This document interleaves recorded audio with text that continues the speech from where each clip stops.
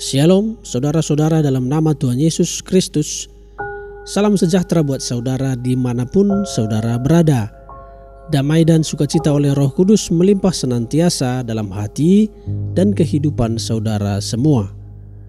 Saudara yang dikasihi Tuhan, pada saat ini kita akan melanjutkan pelajaran kita tentang mengapa hal-hal buruk terjadi dan menimpa keluarga baik-baik. Kita memasuki bagian terakhir dari buku ini, yakni diet kesenangan. Pada bab ini, penulis ingin memberikan alternatif yang bisa dilakukan ketika hal-hal buruk datang menimpa kita.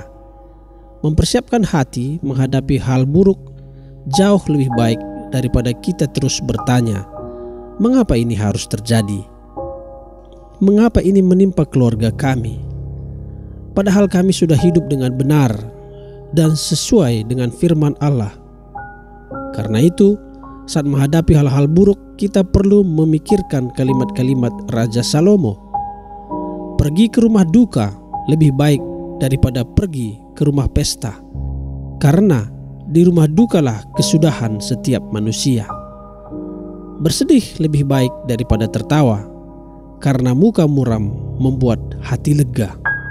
Pengkhotbah 7 ayat 2-3. Perkataan lebih baik ke rumah duka daripada ke rumah pesta bukan berarti ke acara pesta tidak baik, bukan. Salomo mau mengingatkan kita bahwa hidup perlu seimbang. Terlalu banyak kesenangan tidak baik. Demikian juga hidup yang kurang dengan tantangan atau kesulitan kesusahan kurang menarik. Daniel Goleman dalam bukunya Emotional Intelligence berkata, bahagia itu sesungguhnya menikmati kesenangan dan kesusahan atau penderitaan secara seimbang. 3 tahun lalu saya check up kesehatan di Penang. Dokter menyarankan agar saya diet sebab berat badan dan perut saya terlalu buncit. Dokter minta saya mengurangi makanan yang berlemak meski makanan itu enak. Lemak yang jahat bisa menimbulkan banyak penyakit hingga menyebabkan kematian. Bukan hanya makanan, apapun yang berlebihan tidak baik, termasuk kesenangan. Komposisi antara senang dan susah perlu kita atur agar seimbang.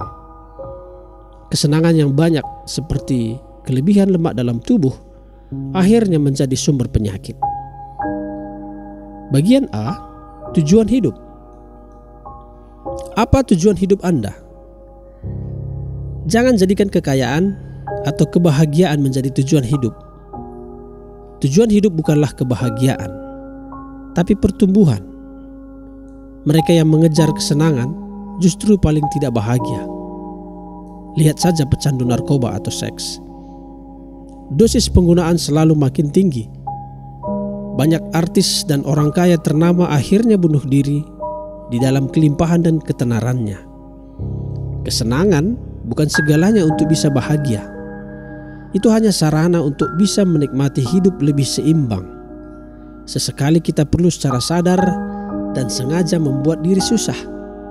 Berinisiatif bukan terpaksa. Kreatif berkorban demi kesenangan dan kebahagiaan orang lain. Kreatif berkorban bagi kebahagiaan pasangan Anda. Contoh klasik adalah saat Yesus berinkarnasi, Filipi 2 ayat 5-10. Yesus secara sadar dan terencana memilih meninggalkan semua atributnya, turun dari surga ke bumi. Dia yang adalah Allah memilih menjadi manusia untuk menyelamatkan kita dari dosa. Hasilnya, kita yang percaya boleh didamaikan dengan Allah dan Ia ditinggikan. Saat kita berbagi kesenangan, justru kebahagiaan diri meningkat, lebih utuh. Melihat orang bahagia, kebahagiaan kita bertambah. Kalau saya boleh berbagi pengalaman saat masih tinggal di Jakarta, setiap kali pulang kantor atau dari luar kota, saya berusaha memikirkan bagaimana cara membuat anak-anak senang. Sebab jika mereka senang, maka saya akan lebih senang.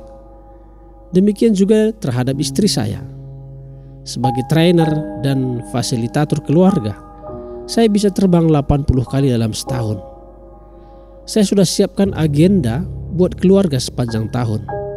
Kapan libur bersama, atau makan dan jalan bersama.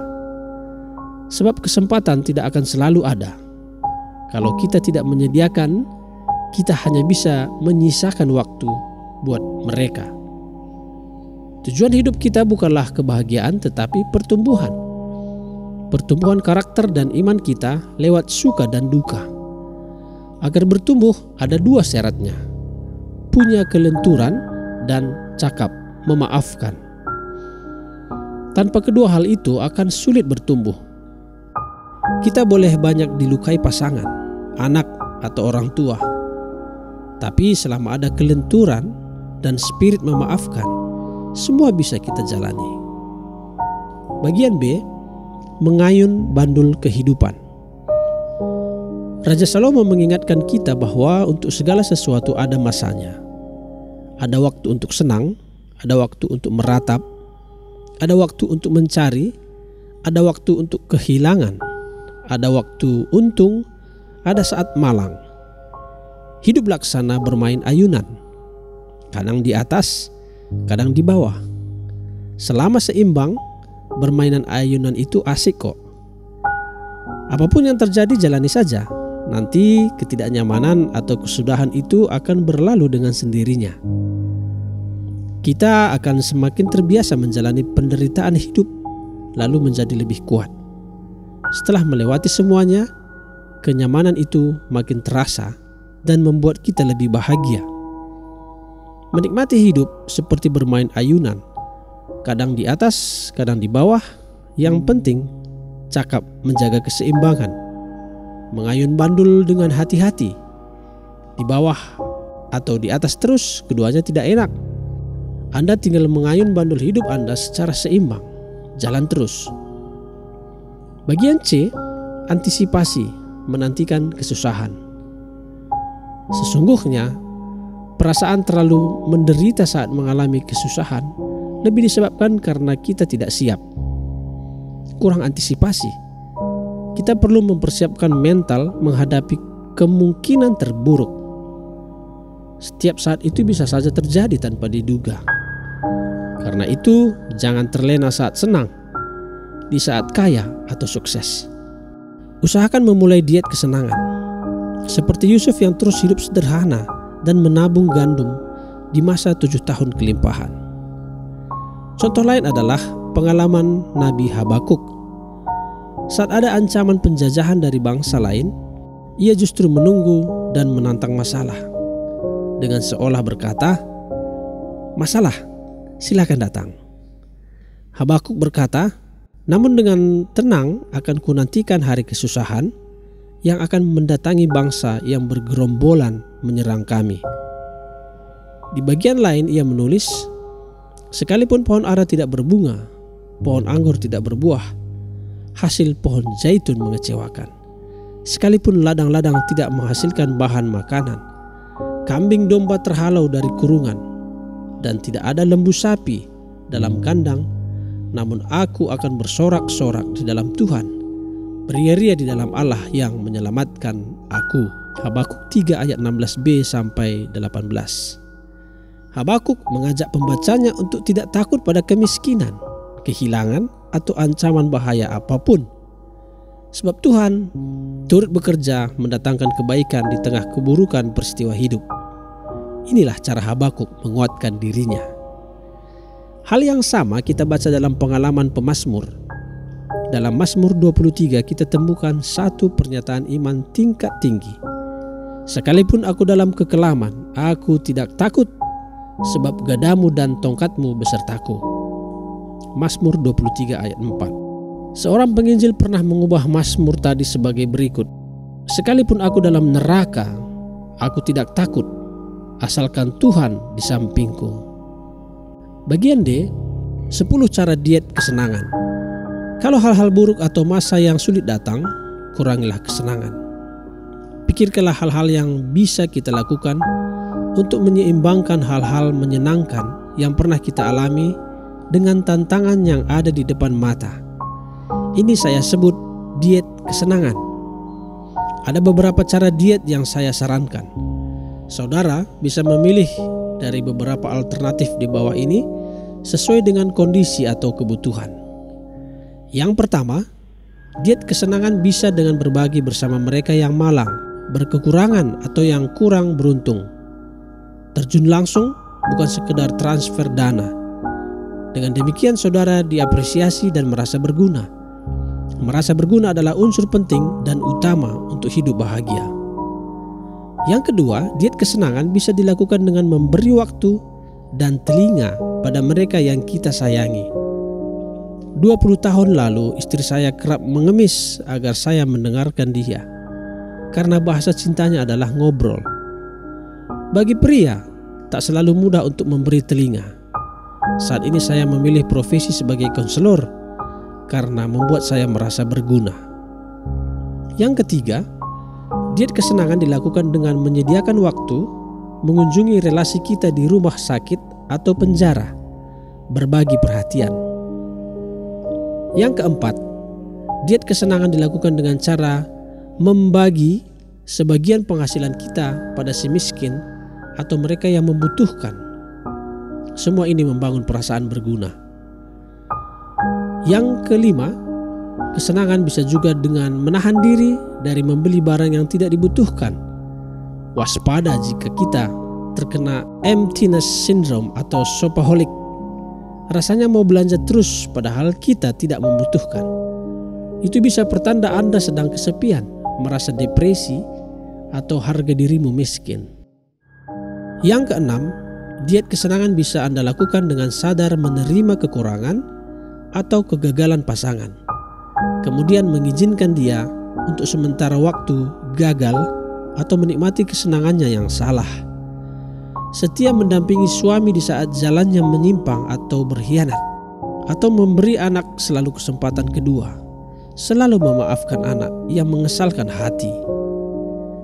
Yang ketujuh, diet kesenangan adalah dengan berkorban perasaan pada mertua atau kerabat terdekat Anda yang kerap menjengkelkan, rela memaafkan.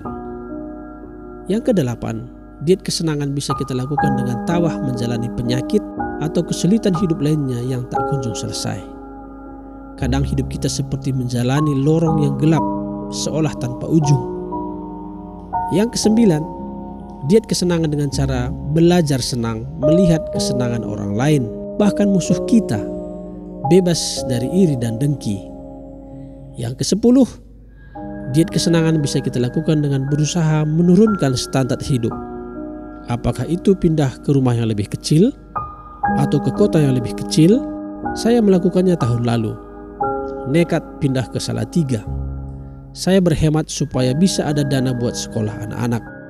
Bisa dengan mengubah gaya hidup, rela naik motor atau mobil yang lebih sederhana daripada Anda hidup dikejar hutang dan bunga bank, bebas dari gengsi. Berbahagialah kamu yang menangis. Apa yang dituliskan Raja Salomo dalam Pengkhotbah 7 ayat 3. Bersedih lebih baik daripada tertawa, karena muka muram membuat hati lega. Ayat itu selaras dengan apa yang ditekankan Yesus dalam khotbah di bukit. Berbahagialah kamu yang menangis. Kesenangan tanpa air mata adalah semu. Kesenangan tanpa perjuangan tidak bisa bertahan lama. Kesenangan yang dinikmati sendiri tak ubahnya perilaku orang yang lagi masturbasi, egois, senang sendiri. Bisakah Anda membaca hati Anda sendiri? Bisakah Anda membaca hati teman atau pasanganmu? Saya yakin di sini ada yang diam-diam sedang bersedih untuk pasangan, anak, atau orang tuanya. Ada pula yang diam-diam sedang menangisi dirinya sendiri karena tidak kunjung berubah. Atau di hati kecil ada yang ingin mati saja karena beratnya pergumulan hidup, lagi depresi. Jika di sini ada orang yang sengaja menyakiti dan menyia-nyiakan keluarganya, sesungguhnya orang itu sudah mati selagi hidup. Jika di sini ada orang yang terus hidup bergelimang dosa dan dusta, firman Tuhan menyebut kita sudah mati secara rohani. Mereka yang merasa nyaman hidup dalam perzinahan, tidak mau bertobat, Anda juga sudah mati selagi hidup. Itu sebabnya di tengah suasana pesta ini, mari kita rasakan duka orang di sekitar kita. Dengan demikian, kebahagiaan kita akan lebih utuh dan lengkap. Ada suka, ada duka. Di akhir tulisan ini, saya ingin mengutip doa Raja Salomo. Tuhan, janganlah biarkan aku terlalu senang atau kaya, supaya aku tidak melupakan-Mu.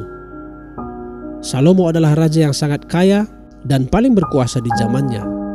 Tapi ia sadar ada bahaya di dalam kesenangan dan kekayaan. Salomo tidak menyandarkan hidupnya pada kesenangan, tetapi pada Sang Sumber kesenangan. Dalam bagian lain, raja yang bijak ini menegaskan, sebab siapakah yang dapat menikmati kesenangan di luar Dia? Akhirnya, ingatlah, jika Anda sedang mengalami situasi hidup yang paling buruk dan merasa sangat susah saat ini, ingatlah, ini bisa menjadi bagian dari diet kesenangan. Anda dan saya memerlukannya supaya hidup lebih seimbang dan menikmati kebahagiaan yang sesungguhnya. Situasi itu kita perlukan agar tetap dekat dengan Tuhan dan selalu mengingat kekekalan. Demikianlah saudara, kita sudah menyelesaikan bagian terakhir dari buku Alat Peraga di Tangan Tuhan, Mengapa Hal-hal Buruk Menimpa Keluarga Baik-baik. Kiranya dengan anugerah Tuhan, kita akan bertemu kembali pada buku selanjutnya dari karya Bapak Julianto Simanjuntak. Salam sehat, salam sejahtera, dan Tuhan Yesus memberkati saudara-saudara semua. Menjuah-juah.